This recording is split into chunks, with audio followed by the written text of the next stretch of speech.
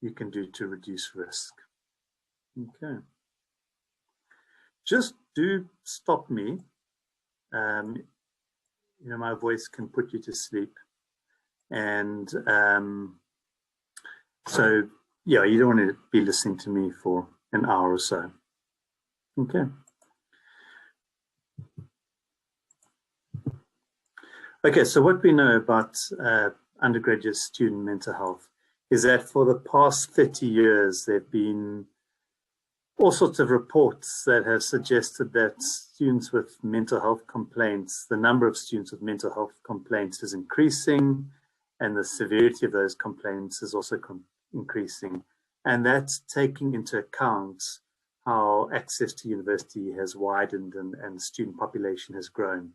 And it's now increasingly recognized as an important global public health issue. And there's some rather kind of uniquely stressful aspects of undergraduate student life. And I'll just talk about these. Yeah, there's a well-cited study that can suggest that students report more psychological distress or poor emotional health compared to same-age peers who are not at university. Okay, and that the main sources of stress are to do with work and work-related stress, as well as money problems. And in particular, financial difficulties are a very strong predictor for mental health problems. We've been seeing that increasingly, and this, of course, is a real concern as university has become more and more expensive, and the kinds of financial support don't stretch nearly far enough.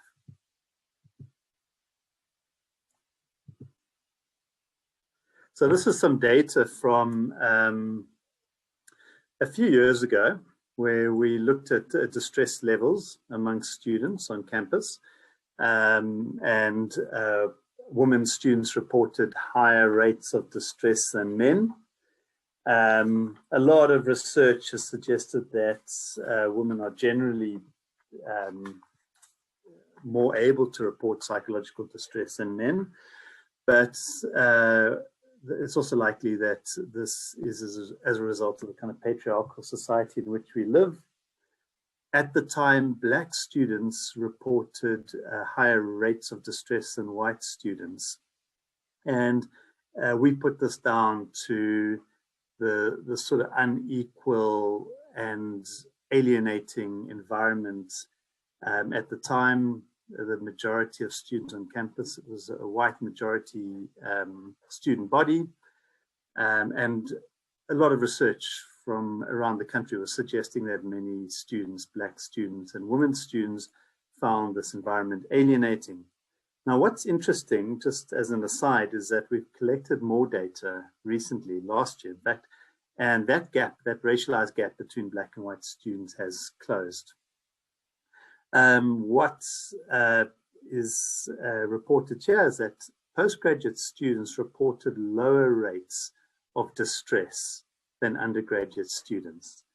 But I think how we might explain this is that postgraduate students have already graduated, they already have a degree, they already have some certainty in terms of the kind of future aspirations, whereas undergraduate students who have very high levels of distress are perhaps less likely to complete their studies.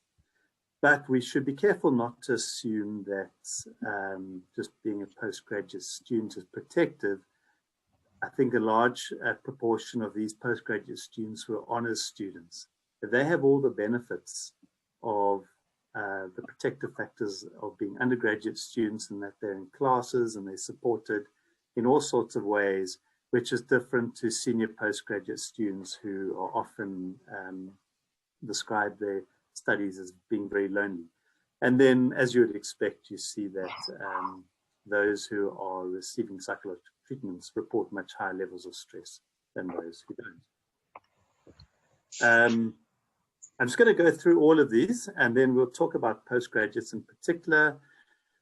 And this is something that would apply to undergraduates and to postgraduates, is that there's a great deal of research that suggests that there are particular drinking cultures associated with university life, and this is implicated in a range of social, academic, and health problems. I think binge drinking is still the leading cause of death for young people in the US, and paradoxically, it may be the way in which students have to combine kind of the social demands of being a student with the academic demands and with the kind of budgetary constraints. So the pattern of drinking amongst undergraduates tends to be very heavy episodic drinking on particular days. And the paradoxical thing is that that might be more harmful to health and mental health.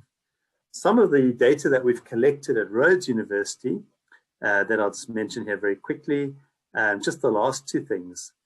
Some research on drinking motives. It's often assumed that students drink because they're distressed, and that this is a kind of consequence of student distress.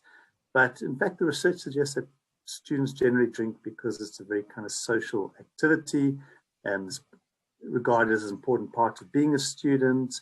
And so it's probably more likely a cause than a consequence of the kind of distress that gets reported among students.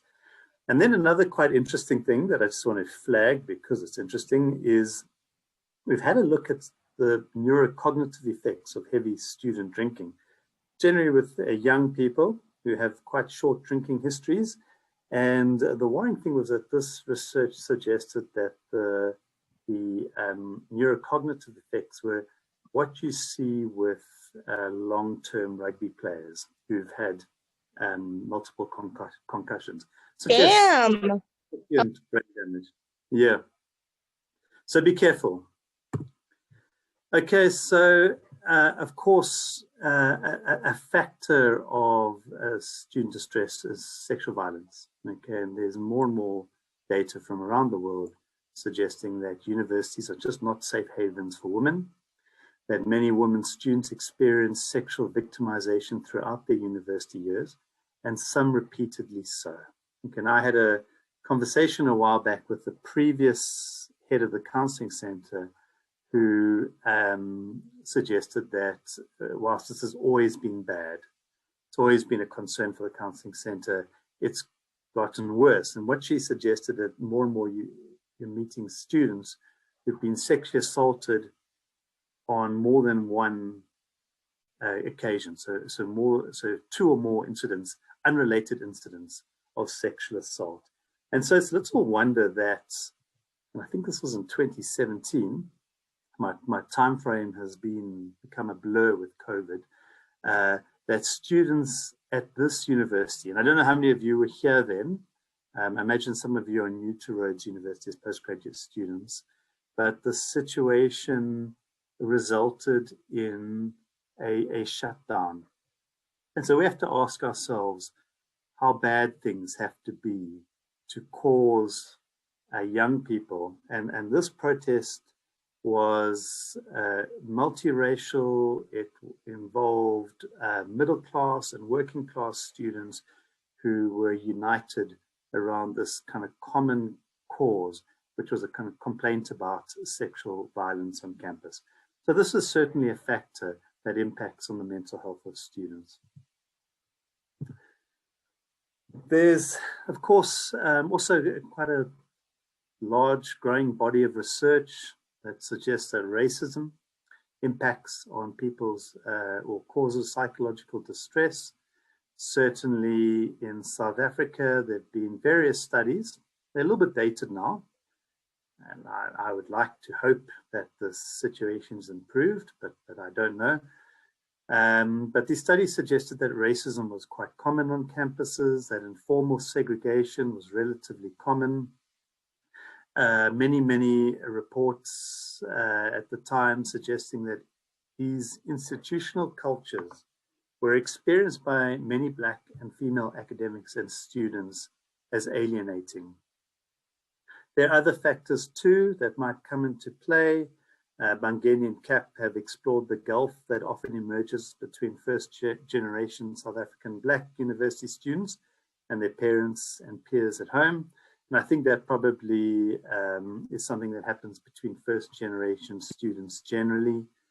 And of course, we on campuses see the inequality that is pervasive in our society. And you know, students who come to university come from very, very different backgrounds, some with world-class, wealthy educational backgrounds that prepare them for all the kind of challenges they might face, and many students, and more students from educational backgrounds that are still very, very deprived. And then, of course, on top of that, you have language differences. And often that's the most advantaged students on campuses are also learning in their first language.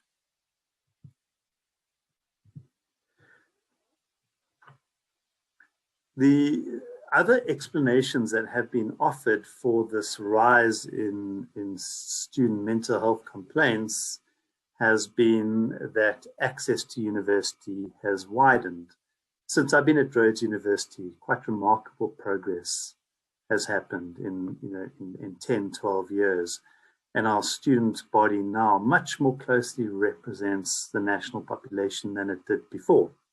And this implies that there's a much heavier, a much more uneven distribution of adversity than the more kind of privileged young people who dominated access to higher education in the past. So this remarkable progress is something we celebrate, but there's a question about whether the traditional student services have been adapted or have been increased in order to cater for this kind of changing psychosocial needs. And I'm not sure it has.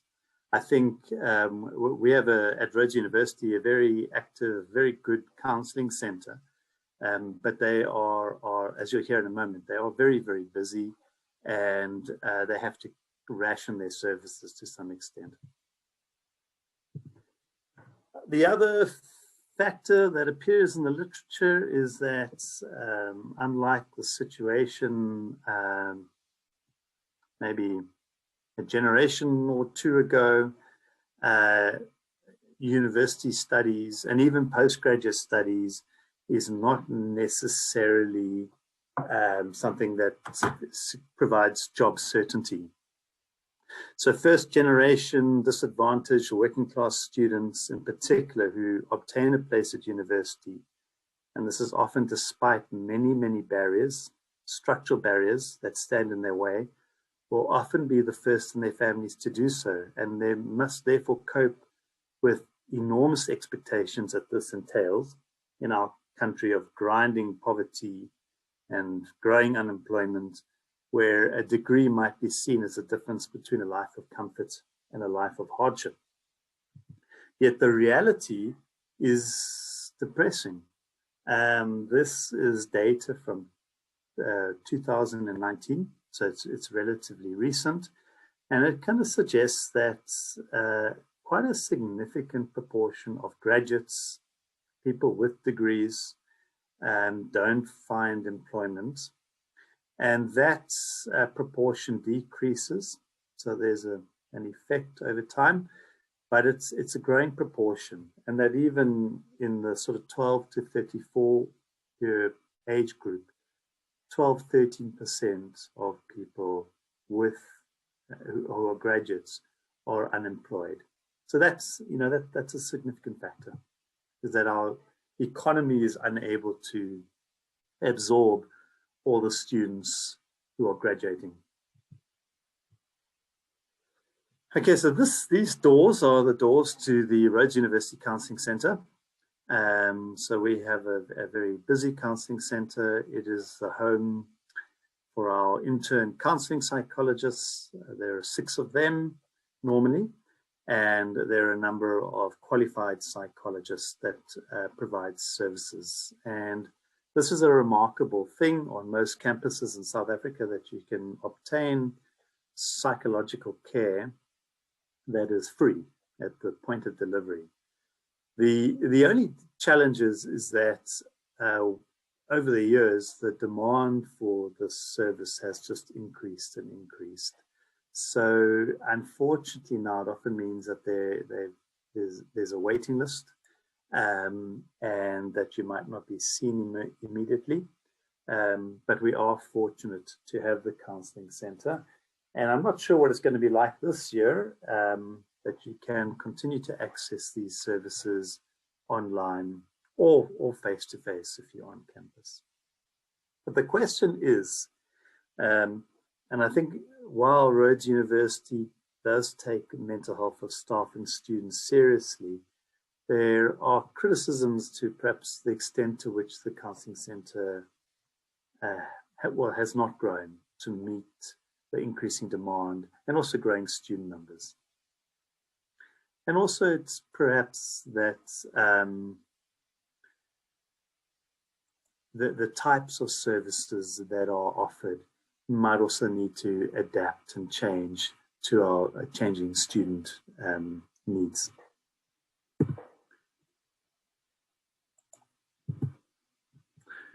Okay, so ultimately what this means, so I grew up, I don't know, this is common, but I sort of grew up with this narrative that university was going to be the best time of my life. And I was fortunate in that largely was. But research is showing that for many, university time is a very anxious and distressing time of people's lives. And this is research from around the world in many contexts that are better resourced than ours, where students can call on better financial support, have accesses to all kinds of social and psychological care, that yet, despite all of that, around the world, students are saying student life is anxiety-provoking and distressing. And so that's the picture for many of our undergraduate students. So what about postgraduate students? And as I indicated earlier, there's much less research about postgraduate students. And that's probably because it's often assumed that postgraduate students are made. You've already got at least one qualification behind you. You're a highly select group. So there generally has not been as much concern about the mental health of postgraduate students until quite recently, where more and more data is suggesting that postgraduate students, like undergraduate students, also report quite unique stresses that impact on their mental health. And I'm going to talk about some of these. This is the kind of thing we kind of share on social media, and we laugh about it. This idea that you can choose to be healthy or you can choose to graduate. And I'm going to argue about that shortly. Okay, so what do we know about postgraduate students and the risks that they face? Well, we know for one thing is that postgraduate students are affected in the same way that as undergraduate students. Postgraduate students also have financial concerns, and those financial concerns can be debilitating. Okay. Postgraduate students also often battle with work-life balance. Usually postgraduate students are older than undergraduate students. Many postgraduate students have childcare and family responsibilities, which make finding that kind of work-life balance even more difficult than normal. And often I think academics and supervisors expect postgraduate students to work 80 hours a week, like they may have done when they were full-time students, 20, 30 years ago.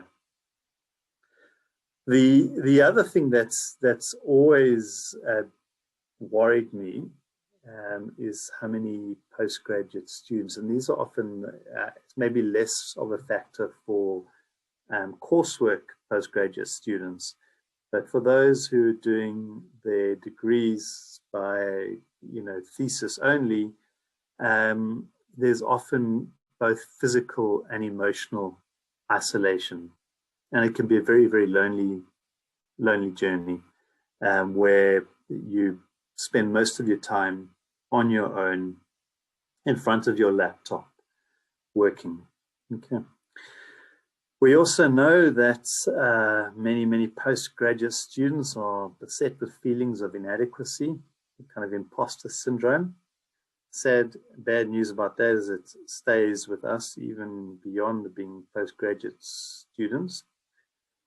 Much of the stress of postgraduate studies is when there's a lack of research progress. That can sometimes be as a result of things that are outside of your control. The other thing that I alluded to earlier were that, and this is a major difference, I think, between postgraduate students who are doing a degree by thesis alone, is that you are subject to the relationship that you have between yourself and your supervisor, or if you have more than one, your supervisors. And many students report negative experiences. And although I don't think it gets reported nearly often enough, because many students are also worried about the consequences of reporting poor supervision or victimization when you are so reliant on your supervisor. In some disciplines, it might not be possible to find a new supervisor. That supervisor gives you access. So often students then put up with negative experiences of supervision. And I think this can have a major impact on your mental health. We, of course, have a lot of uncertainty about the future. Postgraduates, as we mentioned, similar with undergraduate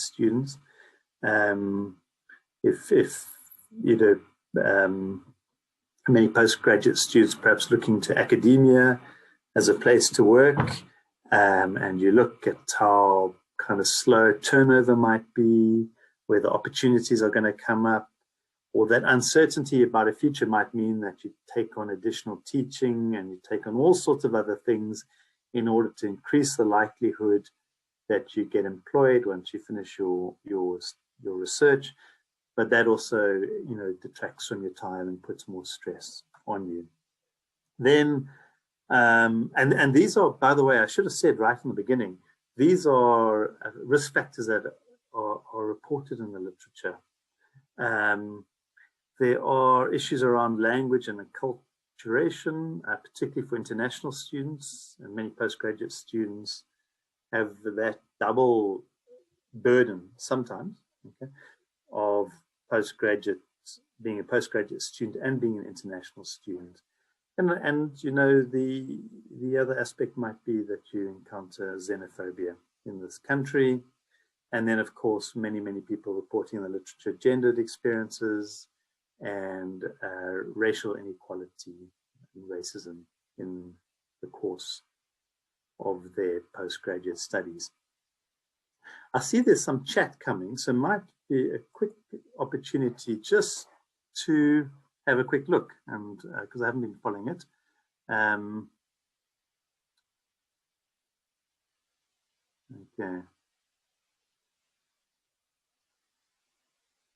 Okay, so just a couple of points here.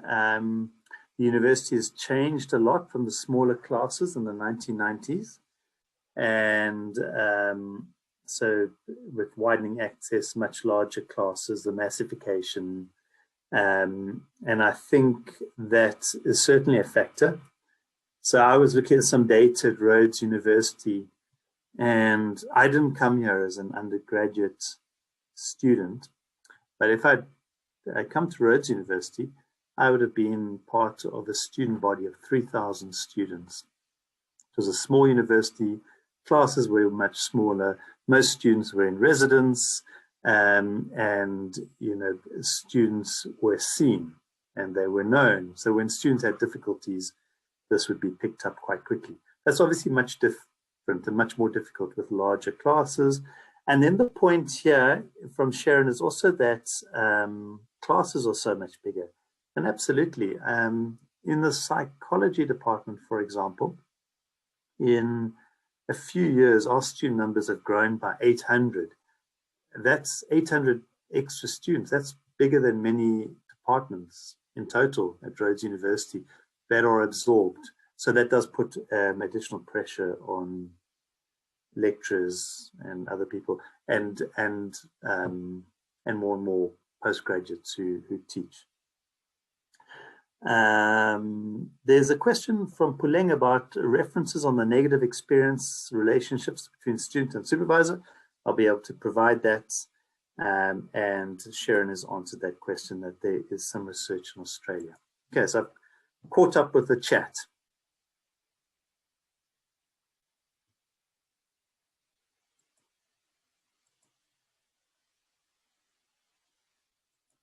Okay. All right, so what does the research say about mental health issues or psychological distress amongst postgraduates? Well, there's a study that suggests that 1 out of 2 PhD students experienced quite significant psychological distress, and that 1 out of 3 was at risk of a common mental health problem. And that's data from Europe, where students often have access to more resources than we have in our context. Okay, so it might be worse here, what I'm saying. There was another, well, related to the same study, it suggested that PhD students were more likely to experience mental health problems generally compared to other highly educated groups of individuals. Okay, so that's similar to finding around undergraduates. There's something about being students and being postgraduate students that impacts on your mental health that doesn't impact on the mental health of other people. And I think that, you know, we've touched on a number of explanations for that. And then a different study suggested that there were just high levels of depression, anxiety, and stress reported by PhD students, again, compared to individuals of a similar age. So these findings are supporting these, that these risk factors are meaningful, that they are causing psychological distress amongst postgraduate students. So it is a concern. We should be concerned about this, and we should be thinking about ways in which we can kind of mitigate the risk or alleviate some of the distress. Okay. Now, on top of all of this, so this, you know, this data, these findings that I presented here, with the exception of the most recent data where I talk about undergraduate students, everything is probably worsened by COVID.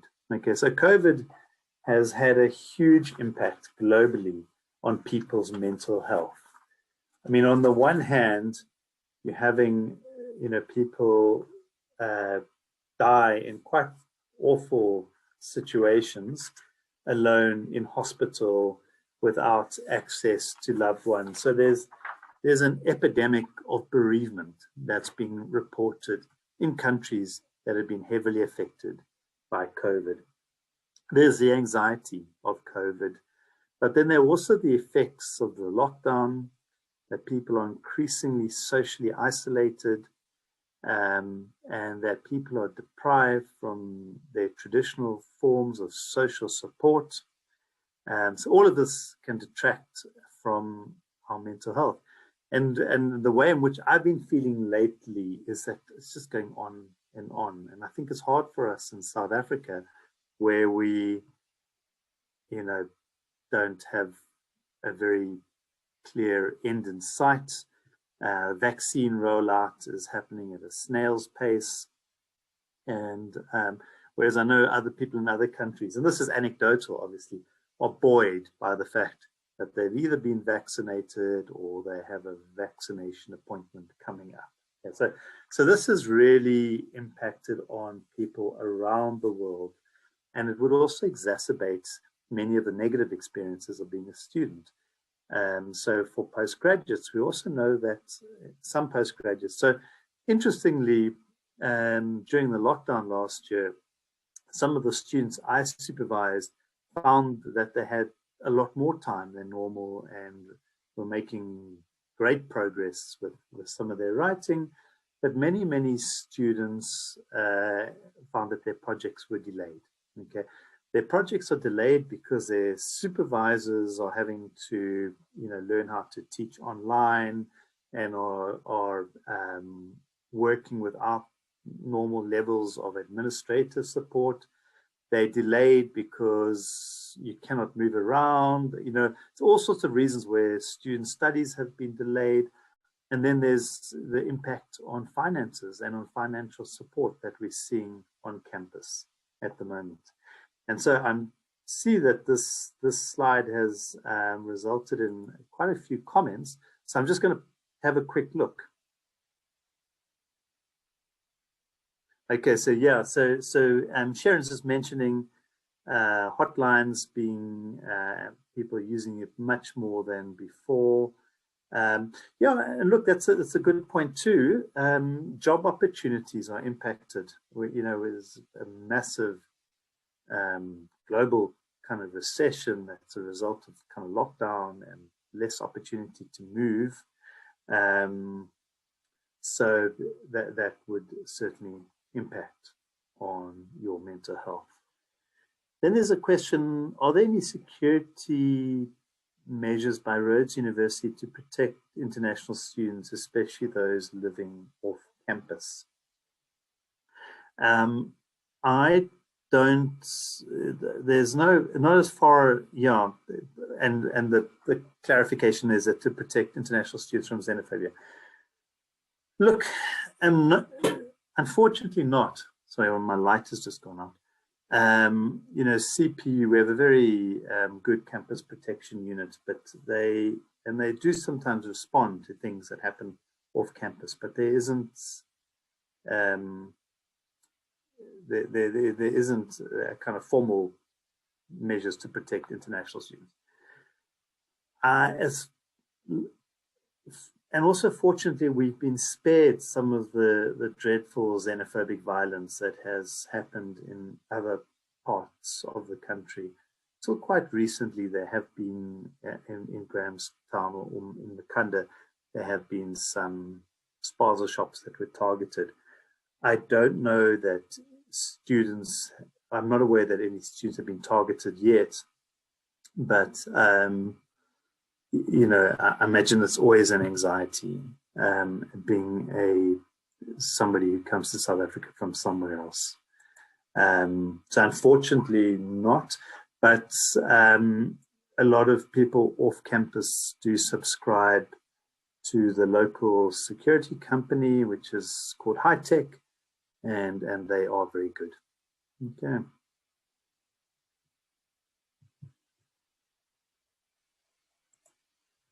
Okay, so COVID has left in its wake devastation, and we will probably be feeling these effects for years and years to come. It's going to take a long time. And certainly the longer it drags on, the harder it does get, in that in so many cases, people's social support is so kind of chronically compromised. Okay. So what can you do? So that there are not a lot of suggestions that appear in the literature, but I think these are quite important ones. And I'd like to just discuss each one of them in some detail. So the research does suggest that mental health literacy is important. What they mean by that is, being able to gauge when you're unwell and also knowing where you can access treatment or access care or support. So mental health literacy is crucial. And hopefully this kind of presentation helps with that kind of thing. As postgraduate students, you do have access to the Rhodes University Counselling Centre and to the Rhodes University Healthcare Centre, and you should make use of that. If you find yourself wondering whether you're not yourself, whether you're battling, then that's a time to intervene. I think the other thing that you can be careful to do is just to watch your work-life balance. It's very easy to become so absorbed in what you're doing that you work ridiculously long hours, or find that you are battling for some reason and you're not working enough. And what I think postgraduates should do, but this is just my idea, and you can, do what works for you. But what I've often suggested to students that I've supervised is to treat your master's by thesis or your PhD like a job. You come in on Monday at 8:30 and you work until 5 o'clock. You enjoy your evenings, and as far as possible, you enjoy your weekends. And if you're going to work on a weekend, do a couple of hours on the Saturday morning and make sure you have the afternoon and the Sunday to do other things that are restorative, that are good for you. And I think that's quite important to try and do it like that, so that you don't crowd out the other aspects of your life that are critical, that are part of maintaining your mental health. That's cartoon strip thing I posted earlier, which suggested, exercise, sleep, and eat well, or graduate. It's funny because we can relate to it, but I don't think it's true. I think you do need to take care of exercise, sleep, and eating while you're a postgraduate student, because if you sacrifice those kinds of things, ultimately, I think it's going to impact on your productivity. I think it's going to be counterproductive. So you need to take care of yourself, and that's absolutely kind of crucial that you look after yourself. It's a long journey, I don't know, Sue might have presented the data, the kind of throughput for PhD students. It's a long journey. It's years, and you can't put your life and your social life and your health on hold while you do a PhD. Then the other thing I was thinking of, but I must confess, hasn't come out of the literature, so this is my addition. But I think having quite explicit, clear understandings between yourself and your supervisors around expectations is important. There's a lot of bad supervision, and I think it's helpful to clear up with some kind of, and some supervisors I'm aware of will do a written document. It's a kind of memorandum of understanding where the supervisor and the student signs it and makes very clear. And those expectations go two ways. It talks about what your expectations as a student are, but it can also then set some expectations to what your supervisor would do, particularly with turnaround. And I can't tell you how often I have students complain to me that they gave their supervisor a piece of work 3 months ago and they're still waiting for feedback. And this is stressful and it's unacceptable. And it's very hard to do something about that when you're so far down the journey, So good to clarify these kinds of expectations right from the start. Now, this is really a message for supervisors. The supervisors should do this, but there's no reason why you can't, as postgraduate students, raise it with your supervisors to say, you know, can we talk about expectations? You know, can we have some agreement, some kind of understanding? You say what you expect of me, and we can talk about what's reasonable to expect of you. Okay.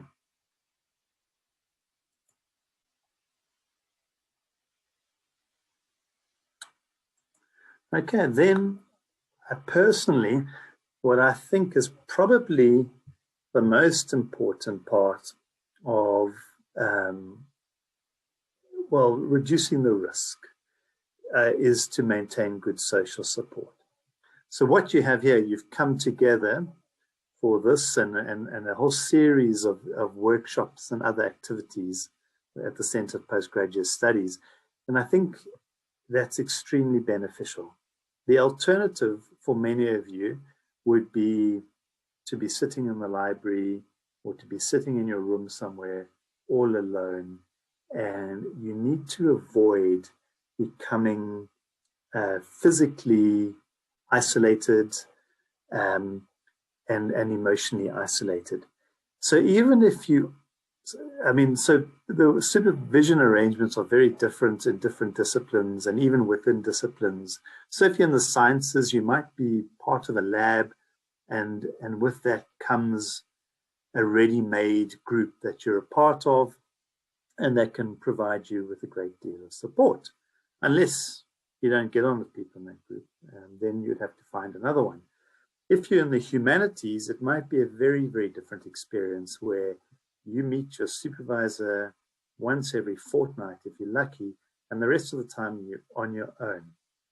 And try not to find yourself in that situation. Get in contact with other students, and they don't have to be in the same discipline, and they don't have to be in the same faculty. They just have to be other students who are going through this process, and meet up with them and make it a regular part of your PhD or master's journey. I think this is critical to avoid the loneliness and the extent to which loneliness can have a major impact on your mental health. Okay. Okay, some questions around financial challenges. Yeah, unfortunately, I don't have the solution there. Obviously, to be able to draw on sufficient financial resources while you study is beneficial. But Sharon has posted John Gillam's contact details, and John Gillam is very, very helpful, and he's helped many, many students that I've known access funding. Okay. I don't know if I've missed anything else out on the chat.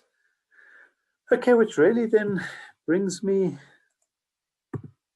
towards the end. And I'd be happy to chat, to take some questions, or you can email me afterwards if you prefer. You can see my email address. Any questions?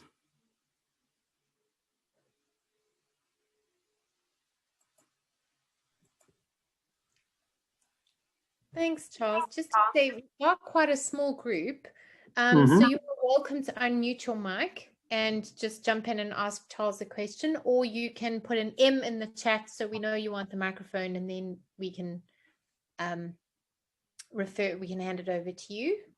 I think that was really helpful in terms of knowing that we're not alone if we're struggling, that there are lots of students, although it's quite sad to hear, but there are a lot of students all over the world who are in difficult spaces, not just because of COVID, but also because of how I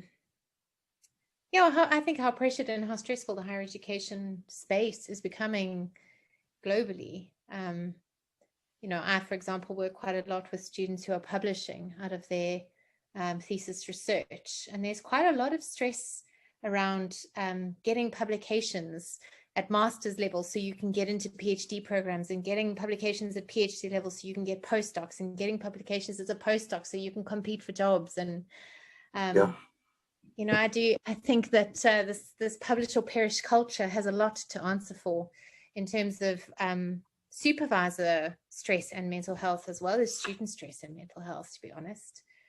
it just feels like a hamster wheel that goes faster and faster and faster, and we can't get off it. Yeah. Because it is, I don't even know what that looks like, to be honest. I don't know if anybody else in this group feels like they're on a hamster wheel, but I certainly do a lot of the time. Yeah. No, and I think as postgraduate students and then as academics, there's always a sense that you never leave your job. For 5 years of my life, I worked in the National Health Service, which was a sort of 9 a.m. to 5 p.m. job. And it was quite, I mean, it was busy and worked hard, but there was something quite different about that experience. At 5 o'clock, I didn't have to think about work again. 5 o'clock on a Friday, I was off for the weekend. Whereas when you've got a thesis hanging over your head, it just never goes away. It's and you know, so that's, or we have a writing project, or you know, we're doing research, and I do think that that's a factor that just adds to the sort of stress, is that we never really escape our work. And even when you do escape it, and you know you're good about putting time aside, people often talk about how, well, the whole time I felt guilty that I wasn't working. So it detracts from time when you're not working, the benefits of not working. Yeah, no, you're right about that. You know, and you often, I mean, I try very, very hard now not to check work email after 5 p.m. on a Friday. Between 5 p.m. on a Friday and 8 a.m. on a Monday morning, email is off. And I very often try to not even open my laptop all weekend. But there have been a few weekends where I'm behind on feedback and my students are waiting and the week got away from me. And also, I don't know if maybe you can, if we can just, because I don't know if there are other people in the group who would recognize this, is I've found, certainly since everything in our lives has moved online, that I keep underestimating how much emotional energy I have to cope with my life, never mind physical energy. You know, I might still have the physical energy to do another 2 hours of work, but I'm exhausted and my brain is tired and I don't want to stare at my screen anymore, and my eyes are dry and they're sore, and I just, I find myself often at sort of 2:30 p.m., which is still early, kind of going, I can't look at my screen anymore. Yeah. I break. I don't know. And then of course that like cuts your week short in a way, because you're losing maybe 2 hours of work every other day, or a couple days a week, and that adds to your stress and anxiety, and then it means you have to work on the weekend to catch up, and Yeah. No, I think the fatigue is a very real thing, that has taken people by surprise, and then there are lots of things that just take so much longer.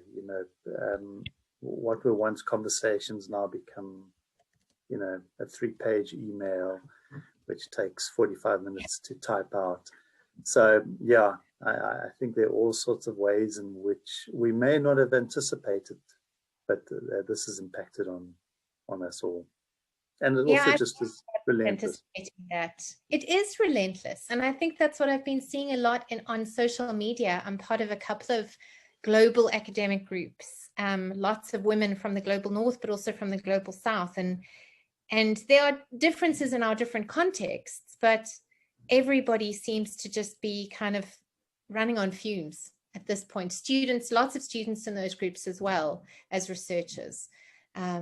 So yeah, I think we are not all in the same boat, I will say that, but we are all in the same ocean paddling in our little boats, and some of our boats are big and there are lots of people helping us paddle, and some boats are quite solitary and there's no one helping people paddle, and some people have tiny children in their boats and other people have teenagers in their boats, and there's some solidarity in knowing that you're not crazy if you're struggling.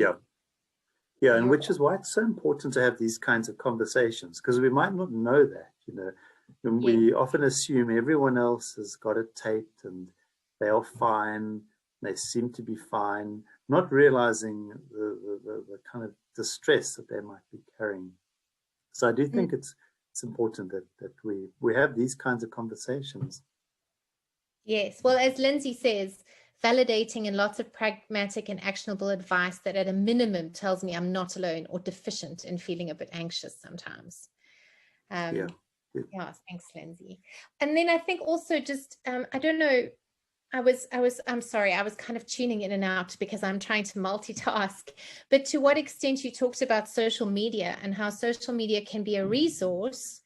I had a student on one of my writing courses from Rhodes Psychology Department writing about social media, Facebook, as a resource for students who were struggling with their mental health, because you can use it anonymously to some extent, but how it can also be a source of increased anxiety and stress, especially if you are following people who are saying, I wrote 9 papers last year, I finished my thesis, I got an award, I've, got 9 new citations yesterday, and you're going, I haven't written anything, and so I think you've got to use social media quite carefully all the time, but maybe especially now, because there was quite a lot of that on my Twitter feed last year. I've just written 6 papers in lockdown, and it's just like, okay, mute everybody who's saying those kinds of things, because I'm writing no papers in lockdown. So, yeah, absolutely. I mean, we collected some data a few years ago, quite a few years ago now at Rhodes, and there was a lot of anxiety around social media. One of the ways in which the concern has shifted is that it's now more of a concern about how that impacts on your sleep. Now, last night, I'll give you an example of myself. I watched the cross-examination of Rabin Godan, and I went to bed and I went onto Twitter because, I felt like this cross-examination was troubling, and it's not a good place to go. It's 11 o'clock at night or whatever it was, and so my sort of dreams were, my kind of sleep was just restless and kept having bizarre, strange dreams. And so actually much of the anxiety, particularly around adolescence, but this may be an impact for all of us, is the extent to which social media is detracting from sleep. But there are also those things that you mentioned, is that, it invites social comparisons. And of course, when how we present ourselves on social media is a very carefully curated image, and so inevitably we all feel that we fall short somehow by comparison to other people. So I think social media is certainly a factor, but it's not just the social comparisons, it's also how we use it and when we use it, and also social media itself has particular algorithms that kind of filter through particular views that can be troubling too. Yes, yeah, I think. Are there any other questions or comments that anybody wants to raise? Otherwise, we can close this session a bit earlier today. It's been quite a useful session for me. Thank you, Charles. I do feel quite validated again. Good. Yeah. I think around the world, people are just feeling like, I don't know, people are just feeling exhausted, that it's just been such a grind. I don't know, when we started lockdown, there was an element that was quite exciting. This is a momentous occasion in history. But I think most of us are completely over that now, and it's just a grind, So, yeah. Especially waiting for our government to buy vaccines and start giving them to all of us so that we can kind of sort of try and get on with our lives. All right. So I mean, we could have another whole session on all of that, I'm sure. There don't seem to be any other comments, but if you do have any questions, as Charles said, you are more than welcome to email him after the session. Non Tutuzelo says, can you imagine how it feels when one is also working and expected to be productive at work? Yeah. At the same time, trying to make ends meet in a research proposal, having literature to read, analyze, frustration. Yes, I think you're absolutely right. There's a lot if you're a working student and if you're a working parenting student and trying to find time. And I certainly know that when I'm in the midst of a very hectic sort of writing project. My sleep is disturbed by waking up at 2 o'clock in the morning, and then I start writing my paper in my head at 2 o'clock in the morning, and then I'm too tired to get up and write it down, and then I get back to sleep again, and I wake up in the morning and think, what was that brilliant thing I thought at 2 a.m. and it's gone, and it can be very frustrating, and it just becomes, yes, chaotic and inefficient, as you say. So yeah, I hope that you will also all consider coming to some of our other sessions. There were some questions about, do we have sessions on data analysis? And the answer is we do have seminars coming up, and we do also run some short courses for students and staff at Rhodes University. If you are not a member of our listserv, and if you found this session via social media or something else, please send an email to cpgs@ru.ac.za, and we will, at lists.ru.ac.za,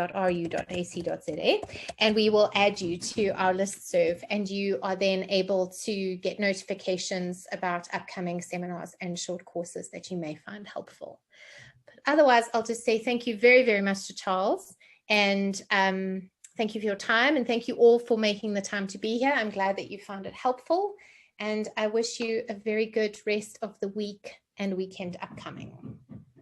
And hopefully we'll see you again at one of our seminars soon. Thanks so much.